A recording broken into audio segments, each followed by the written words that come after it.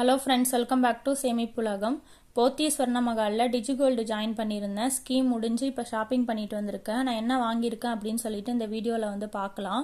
இந்த டிஜிகோல்டு மூலியமாக எனக்கு லாபம் இருந்துச்சா இல்லையா அப்படின்ற பற்றின வீடியோ வந்து லாங் வீடியோவாக ஷேர் பண்ணியிருக்கேன். கீழே உங்களுக்கு நான் ரிலேட்டட் வீடியோவில் தரேன், நீங்கள் கிளிக் பண்ணி பாருங்கள். கண்டிப்பாக உங்களுக்கு இந்த டிஜிகோல்டு வந்து நீங்கள் ஜாயின் பண்ணியிருந்தீங்கன்னா ரொம்பவே யூஸ்ஃபுல்லாக இருக்கும்.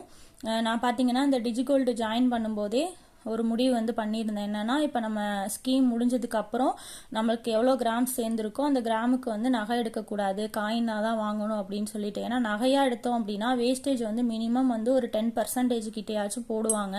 ஸோ அதனால நமக்கு அந்த வேஸ்டேஜ் அமௌண்ட் வந்து நம்ம கரண்ட் வேல்யூக்கு தான் கொடுக்குற மாதிரி இருக்கும். ஸோ அதனால நமக்கு நிறைய வந்து காசு வேஸ்ட் ஆகும். காயின் எடுத்துக்கிட்டோம்னா காயினுக்கு வந்து மினிமம் பார்த்தீங்கன்னா 2% தான் போடுவாங்க. ஸோ அதனால் காயினே வந்து வாங்கிக்கலாம் அப்படின்னு சொல்லிட்டு நான் முடிவு பண்ணி வச்சுருந்தேன். அதே மாதிரி நான் ஸ்கீம் முடிஞ்சதுக்கப்புறம் காயின் தான் வந்து வாங்கியிருக்கேன். எனக்கு பார்த்தீங்கன்னா ஒரு 3 கிராம் வந்து சேர்ந்து இருந்தது. 3 கிராமுக்கு வந்து ஒரு 2 கிராம் காயின், அப்புறம் வந்து ஒரு 1 கிராம் காயின் வந்து நான் வாங்கிக்கிட்டேன்.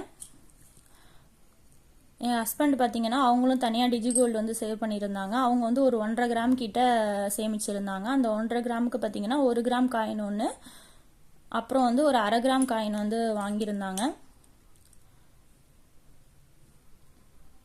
ஸோ நீங்களும் டிஜிகோல்டு கட்டுறீங்க அப்படின்னா ஜுவல் வாங்குறத விட இந்த மாதிரி காயின்ஸ் வாங்குறது தான் பெஸ்ட்டு. இந்த வீடியோ உங்களுக்கு யூஸ்ஃபுல்லாக இருக்கும்னு நினைக்கிறேன். யூஸ்ஃபுல்லாக இருந்துச்சுன்னா மறக்காமல் ஒரு லைக் பண்ணுங்கள். சப்ஸ்கிரைப் பண்ணாமல் பார்த்துட்ருக்கீங்க அப்படின்னா சப்ஸ்கிரைப் பண்ணிக்கோங்க. தேங்க்யூ.